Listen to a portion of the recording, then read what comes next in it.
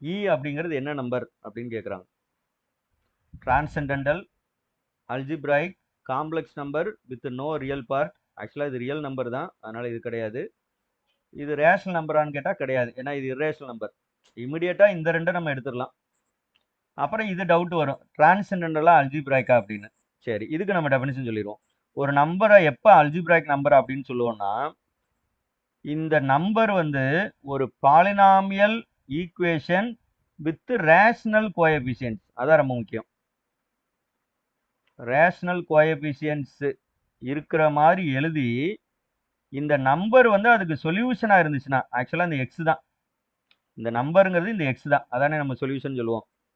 Polynomial with rational coefficient, அப்படிப்பட்ட ஒரு பாலினாமியலுக்கு இது சொல்யூஷனாக இருந்துச்சுன்னா அல்ஜிப்ராய்க் நம்பர். ஃபார் எக்ஸாம்பிள் இப்போ நான் எடுத்துக்கிட்டேன் அப்படின்னா, X square minus 5x plus 6 அல்லது மைனஸ் 6, இது சால்வ் பண்ணால் என்ன வரும்? என்னென்ன நம்பர் வரும்?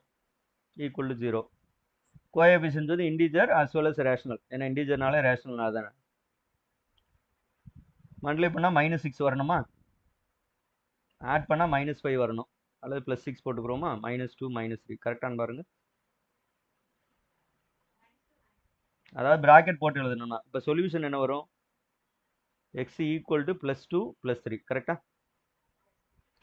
அப்போ இந்த ரெண்டுங்கிற நம்பரை நான் என்ன பண்ணியிருக்கேன்னா, இதோட ரேஷனல் கோஎஃபிஷியன்ட் இருக்கிற ஒரு பாலினாமியலோட ரூட்டாக கொண்டு வந்துட்டேன். அப்போ இந்த ரெண்டுங்கிற நம்பரை நான் என்ன சொல்லலாம்னா அல்ஜிப்ராய்க் நம்பர் அப்படின்னு சொல்லலாம். அதே மாதிரி 3 தான், ஏன்னா அதே இதுக்கு வந்துருச்சு இல்லையா. ரைட். எதெல்லாம் இந்த மாதிரி நான் கொண்டு வர முடியாதோ, அல்லது சிம்பிளாக சொல்ல போனால் எதெல்லாம் அல்ஜிப்ராய்க் நம்பர் கிடையாதோ அது டிரான்சென்டென்டல் நம்பர். இந்த இடத்துல நீங்க படிக்கும்போது வித் ரேஷனல் கோஎஃபிஷியன்ட்ஸை தெளிவாக படிக்கணும். அப்படி இல்லைன்னா குழப்பம் வந்துடும். இது தெளிவாக நீங்கள் படிக்கலைன்னா நமக்கு எப்படி மைண்டு வேலை செய்யும்னா, பாலினாமியல் வித் ரேஷனல் கோஎஃபிஷியன்ட் ரூட்டாக தானே இருக்கணும். அப்போ X minus E equal to 0 அப்படின்னு எழுதுவோம். இதில் எக்ஸுக்கு ஈன்னு போட்டால் சாட்டிஸ்ஃபை ஆயிருமா? அப்போ ஈங்கிறது அல்ஜிப்ராய்க் அப்படிலாம் தோணும். கரெக்டா? பட் இந்த இடத்துல இந்த ஈங்கிற மைனஸ் ஈங்கிற கோஎஃபிஷியன்ட் இருக்கு இல்லையா, இது ரேஷனல் நம்பர் கிடையாது. அப்போ இப்படிப்பட்ட பாலினாமியல் ஈக்குவேஷனை நம்ம எடுக்கக்கூடாது, தப்பு. ஓகேவா? டிரான்சென்டென்டல் நம்பர் எல்லாமே இரேஷனலா? கரெக்டான்னு பாருங்க. All the transcendental numbers are irrational. Irrational, IRR அப்படின்னு போடுறேன். சரி, இப்போ இதோட converse, all the irrational numbers are transcendental. இது கரெக்டா தப்பா? இப்படி புரிஞ்சுக்கிற கூடாது. இப்போ எக்ஸாம்பிளுக்கு √2 இருக்குன்னு வச்சுங்களேன். √2 இருக்கு, அது இரேஷனல் நம்பரு, ஆனால் அது டிரான்சென்டென்டலான்னு செக் பண்ணுவோம். √2 எடுத்துக்கிறேன். இந்த √2 நான் என்ன பண்ணிடுவேன்னா எக்ஸ் ஸ்கொயர் -2 ஈக்குவல் டு 0, இதோட ரூட்டா இது வந்துருதா, சொல்யூஷன் வந்துருதா? அப்போ √2 எதில் சேர்ப்போம்? இரேஷனல், ஆனால் என்ன கிடையாது, டிரான்சென்டென்டல் கிடையாது. அப்போ நீங்கள் எழுதும் படிக்கும்போது இப்படி படிச்சுக்கிறோம். இது டஸ் நாட் இம்ப்ளை. கரெக்டா?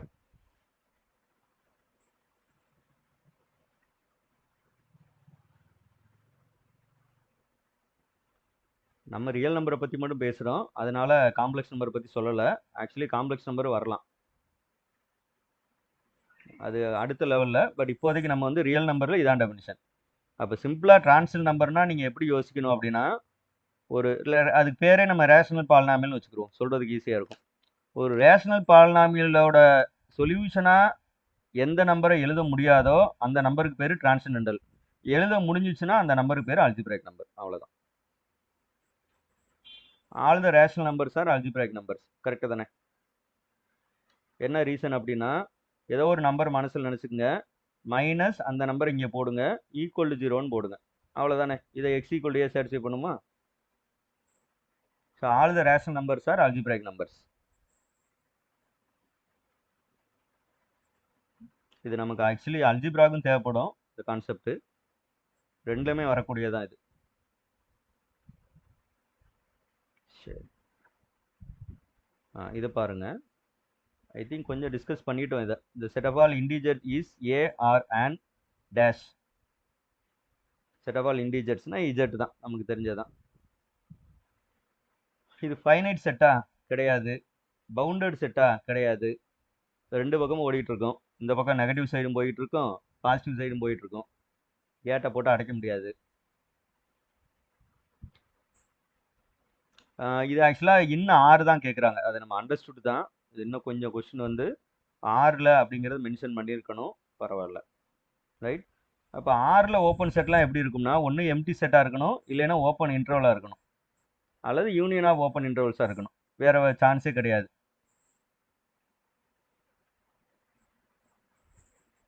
இல்லையா? இஜெட் அப்படி நம்ம எழுத முடியாது.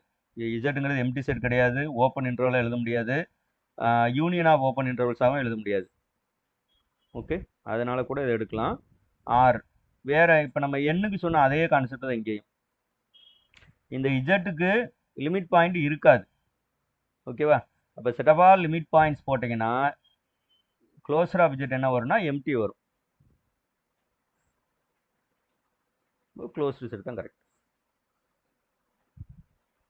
இதே கொஸ்டினை இதே 4 ஆப்ஷன் வச்சுக்கிட்டு செட் ஆஃப் ஆல் இண்டீஜருக்கு பதிலாக செட் ஆஃப் ஆல் ரேஷனல் நம்பருக்கு யோசிங்க, சரியா? செட் ஆஃப் ஆல் இர்ரேஷனல் நம்பருக்கு யோசிங்க. வேற என்னென்ன இருக்குது? எண்ணுக்கு சொல்லிட்டோம் நம்ம. இது இப்படி தான் நம்ம யோசிக்கணும். கொஸ்டினை வந்து அப்படியே மாற்றணும். நேச்சுரல் நம்பர் நமக்கு என்னென்னலாம் தெரியும்? Natural number, whole numbers, integers, rational number, irrational number, ரைட்டா? ஆப்ஷன் அப்படியே வச்சுக்கோங்க, யோசிச்சு பாருங்க எது வரும் எது வராது.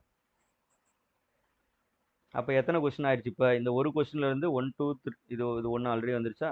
ஒரு 4 புதுசாக 4 கொஸ்டின் கிரியேட் பண்ணிடலாம். மேபி சில நேரம் இந்த 4 ஆப்ஷனாக வராமல் கூட போகலாம், சரியா? அப்போ நம்ம புதுசாக ஒரு ஆப்ஷனை கிரியேட் பண்ணி அதை சேர்த்துக்கிற வேண்டியதான். அப்போ கொஸ்டினை நம்ம கிரியேட் பண்ணிட்டோம். நம்ம கிரியேட் பண்ண கொஸ்டின் எக்ஸாமில் வரணும். இப்போ இந்த காம்படிட்டிவ் எக்ஸாம் வந்து கொஞ்சம் அடுத்த லெவலுக்கு நம்ம கொண்டு போகணும். எப்படி கொண்டு போகணும்னா, நம்ம படித்தது எக்ஸாமில் வர்றதை விட நம்ம கிரியேட் பண்ண கொஸ்டின் எக்ஸாமில் வரணும், இல்லையா? நம்மளாக கொஞ்சம் யோசிச்சு எழுதுனோம்னா அது மறக்கவும் செய்யாதுல்ல, அது இன்னும் கொஞ்சம் பெரிய லெவலில் போயிடும், நமக்கு மைண்டில் இருக்கும். அப்படி கொஞ்சம் யோசிங்க இனிமேல். மாறிடுச்சா? ஓகே.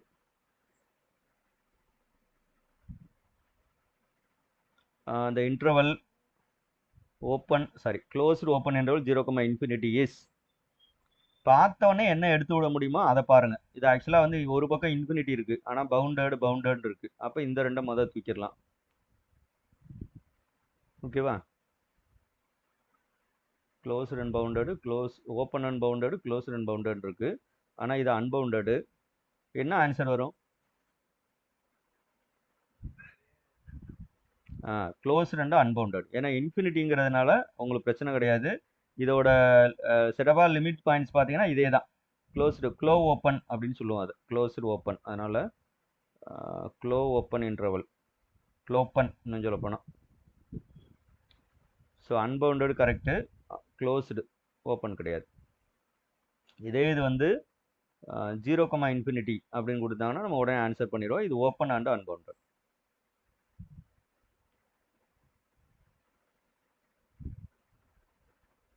இது ஒரு நல்ல கொஸ்டின். இது ரொம்ப ரொம்ப இம்பார்ட்டண்ட் ஒரு ப்ராப்பர்ட்டி. இது நிறைய தடவை ரிப்பீட் ஆயிருக்கு, அதனால் கொஞ்சம் கரெக்டாக நோட் பண்ணிங்க. -1/nலேருந்து +1/n, ஆனால் இந்த எண்ணை மாற்றிக்கிட்டே இருக்கும். ஃபார் எக்ஸாம்பிள் இப்போ I1 அப்படின்னா என்ன அர்த்தம்னா -1,1 எண்ணுக்கு பதிலாக 1 போடணும்னு அர்த்தம். அடுத்து I2 அப்படின்னு போட்டேன்னா எண்ணுக்கு பதிலாக 2 போடுவோம். அப்போ என்ன ஆகும்னா -1/2, +1/2, அப்புறம் -1/3, +1/3, இப்படி வந்துக்கிட்டே இருக்கும். இது எல்லாத்துக்கும் நான் என்ன பண்ணணும்னா இன்டர்செக்ஷன் போடணும். ஆக்சுவலாக இதை கவனிச்சிங்கன்னா 1 வந்து இன்னொன்னோட சப்செட்டாக இருக்கும். அதாவது I1 வந்து I1ங்கிறது சூப்பர் செட் ஆஃப் I2, இப்படி போகும் இந்த ஆர்டரில் எழுதணும்னா. அப்புறம் இது வந்து I3 கண்டைன்ஸ் I4, இப்படி போயிட்டே இருக்கும். அது என்ன கவனிக்கணும், ஒரு ஃபைனைட் இடத்துல ஸ்டாப் பண்ணலை. என் பார்த்தீங்கன்னா டென்ஸ் டு இன்ஃபினிட்டி, அதாவது இன்டர்செக்ஷன் n = 1 to ன்னு கொடுத்துருக்காங்க. அப்போ இது என்ன வரும் அப்படின்னு கேட்குறாங்க. நம்ம வந்து இதை பார்க்கும்போது ஓப்பன் இன்டர்வலாக தானே இருக்குது, இன்னும் சொல்ல போனால் ஓப்பன் செட்டாக தான் இருக்குது. அப்போ கார்ட்டீசியன் ப்ராடக்ட் ஆஃப் அல்லது ப்ராடக்ட் ஆஃப் ஓப்பன், கார்ட்டீசியன் ப்ராடக்டில் இன்டர்செக்ஷன் சாரி இன்டர்செக்ஷனாக ஓப்பன் செட்ஸ் ஓப்பன் சொல்லிடுவோமேன்னு தோணும் இல்லையா? அது கொஞ்சம் தெளிவாக படிச்சுக்குங்க. இன்டர்செக்ஷனாக ஓப்பன் செட்ஸ் க்ளோஸ் செட்ஸ் வரும்போது கவுண்டபிள், ஃபைனைட்டு அல்லது ஆர்பிட்ரிங்கிற வார்த்தை வருதான்னு பார்த்துக்குங்க. அதுக்கேற்ற மாதிரி ரிசல்ட் மாறும். ஆர்பிட்ரினா எத்தனை வேணாலும் இருக்கலாம்னு அர்த்தம். ஃபைனைட்னா அந்த நம்பர் ஆஃப் ஓப்பன் செட்ஸ் வந்து என்ற அளவில் 5, 10, 100 அந்த மாதிரி தான் இருக்கணும்னு அர்த்தம். பட் இது வந்து ஃபைனைட் கிடையாது இல்லையா? Infinite number of open sets எடுத்திருக்கோம். இதை வச்சே நீங்கள் ஞாபகம் வச்சுக்கலாம் அந்த ரிசல்ட்டை. ஓகேவா? சரி, இது ஆக்சுவலாக நமக்கு கொஞ்சம் யோசிச்சாலே தெரிஞ்சிடும். இது போக போக இந்த இன்டர்வல் எனக்கு என்ன ஆகுதுன்னு பார்த்தீங்கன்னா கொஞ்சம் கொஞ்சமாக குறைஞ்சிக்கிட்டே வருது. நான் உங்களுக்கு இந்த டயக்ராம் மாதிரி போடுறேன். சும்மா அப்படியே யோசிக்கிறத விட, அதாவது இந்த இடத்துல -1 இருக்குது, இந்த இடத்துல +1 இருக்குது. முதல் இருக்குது I1. அது அடுத்து என்ன ஆகும் அப்படின்னா டக்குன்னு வந்து -1/2 +1/2 இங்கே வந்துடும். அடுத்து பார்த்தீங்கன்னா இன்னும் ரெடியூஸ் ஆகும் எனக்கு -1/3 +1/3. அப்புறம் பார்த்தீங்கன்னா இன்னும் குறையும் இப்படி குறைஞ்சிட்டே போகும். சரி, குறைஞ்சிட்டே போகுது, அப்போ எம்டி ஆயிருமா சொல்லுங்க?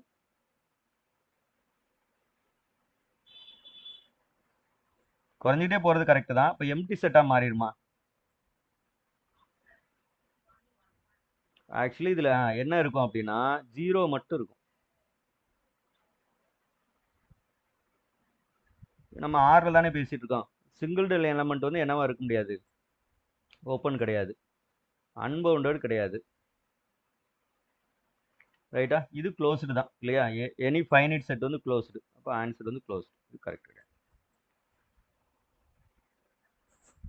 இது பேர் நெஸ்டட் இன்டர்வல் ப்ராப்பர்ட்டி அப்படிங்கிற ஹெட்டிங் கீழே வரும். Nested interval. இன்னொரு டைப் இருக்கு, பார்க்கலாம். இது ஒரு நல்ல ப்ராப்பர்ட்டி. நிறைய காம்படிட்டிவ் எக்ஸாமில் இது மாதிரி கேட்பாங்க. இது எது கேட்பாங்க இல்லை இது மாதிரி கேட்பாங்க. சில இடங்களில் இந்த ஆன்சரை கொடுத்துருவாங்க. இன்டர்செக்ஷன் IN ஈக்குவல் என்ன வரும்னு கேட்பாங்க. சிங்கிள் டன் 0 வரும் அப்படின்னு எழுதுற மாதிரி இருக்கும். இல்லைன்னா க்ளோஸ்னு கொடுப்பாங்க. சில இடத்துல எம்டி நான் எம்டின்னு கொடுத்து வச்சுருப்பாங்க. நான் எம்டிங்கிறது தான் கரெக்டு. இது கிளியராக புரிஞ்சுக்கிட்டோன்னா நம்ம ஆன்சர் பண்ணலாம்.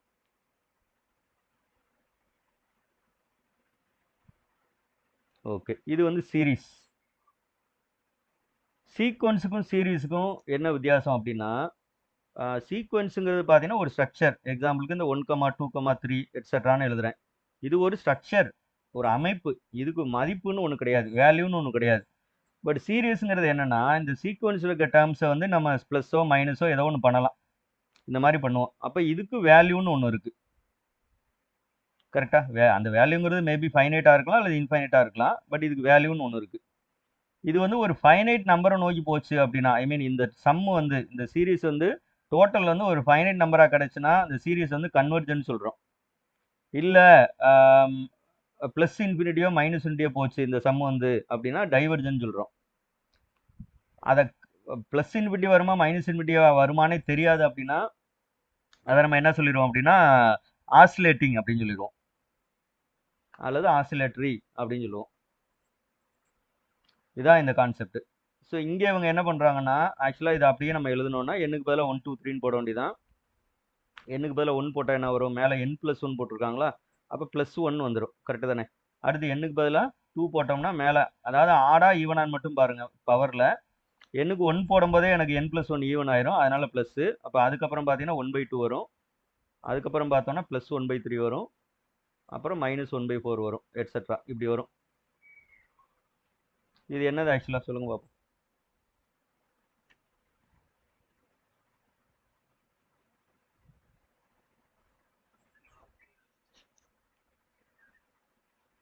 ஆக்சுவலாக இது வந்து கன்வர்ஜென்ட். ஞாபகம் வச்சுங்க, இந்த சீரீஸ் வந்து கன்வர்ஜென்ட்.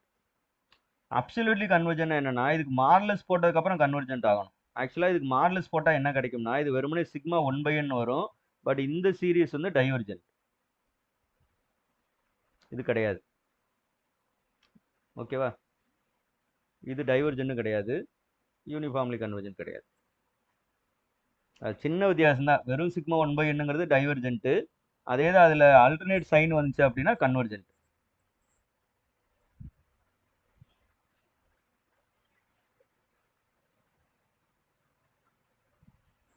இந்த மாதிரி லிமிட் கொஸ்டின்ஸு கேட்பாங்க. பேசிக்காக தெரிஞ்சாலே கண்டுபிடிச்சிடலாம். டேரெக்டாக பார்க்கணுமா? எப்போவுமே டேரெக்டாக ஒரு தடவை பாருங்கள். ஏன்னா சில நேரம் அதுவே ஈஸியாக கூட கொடுத்துருவாங்க. எக்ஸ்டென்ஸ் டு ஜீரோனா நமக்கு என்ன வரும்னா 2⁻0 -1 டிவைடட் பை 0ன்னு வரும். அதாவது 0/0 ஃபார்ம். 0/0 ஃபார்ம் வந்துச்சுன்னா நம்ம லோபிதால் ரூல் வந்து யூஸ் பண்ணலாம். என்ன லோபிதால் ரூல்? இதில் நியூமரேட்டரை தனியாக டிஃப்ரென்ஷியேட் பண்ணணும். அப்படியே லிமிட் அப்படியே இருக்கட்டும். நியூமரேட்டர் என்ன இருக்குது? 2/x - 1. e power x differentiate பண்ணால் e power xன்னு போட்டு முடிச்சிருவோம். ஆனால் அந்த e இருக்க வேண்டிய இடத்துல வேற ஏதாவது நம்பர் இருந்துச்சு அப்படின்னா என்ன பண்ணணும்னா அந்த லாக் அந்த நம்பர் போடணும். இதுதான் ஃபார்முலா. பேஸ் ன்னு தான் அர்த்தம். ரைட்? இப்படி ஞாபகம் வச்சுங்க. அப்படியே மெமரைஸ் பண்ணால் மறந்துடும். e power xனா e power x போட்டுறோம். பட் வேற நம்பர் a power x அப்படின்னு இருந்தா a power xன்னு எழுதிட்டு அந்த லாக் ஆஃப் இந்த நம்பரை இங்கே போட்டுருணும். அப்புறம் -1 டிஃபரன்ஷியேட் பண்ணால் என்னவாயிரும்? 0 ஆயிரும். டிவைடட் பை இந்த எக்ஸை டிஃபரன்ஷியேட் பண்ணால் என்னவாயிரும்? 1ன்னு வந்துடும். இப்போ x → 0 எடுப்போம். 2/0 1ன்னு ஆயிரும். log 2ன்னு வரும். இது ஆன்சர். வேற எதனால இல்லை. இது கொஸ்டின் வந்து ஆக்சுவலாக ஸ்கூல் லெவல் தான். ஆனாலும் நம்ம காம்படிட்டிவ் எக்ஸாமில் கேட்குறாங்க. மறந்துடக்கூடாது, இன்ஃபினிட்டிக்கெல்லாம் வந்து நீங்கள் லோபிதால் ரூல் யூஸ் பண்ணக்கூடாது. ஓகேவா? இன்ஃபினிட்டி ஆன்சராக வந்துச்சு அப்படின்னா லோபிதால் அல்லது எல் ஹாஸ்பிட்டல் அப்படின்னு சொல்கிறோம். லோபிதால் தான் கரெக்டு. சரி பரவாயில்ல. எல் ஹாஸ்பிட்டல் ரூல் வந்து அப்ளை பண்ணக்கூடாது இன்ஃபினிட்டி வந்தால். அந்த இன்டர்மினேட் ஃபார்ம்ஸ் இருக்கு இல்லையா? இன்டர்மினேட் ஃபார்ம்ஸ் வந்தால் மட்டும்தான் நம்ம லோபிதால் ரூல் வந்து அப்ளை பண்ண முடியும். இன்ஃபினிட்டிங்கிறது இன்டர்மினேட் ஃபார்ம் கிடையாது. தேரப்பெறாத வடிவம்.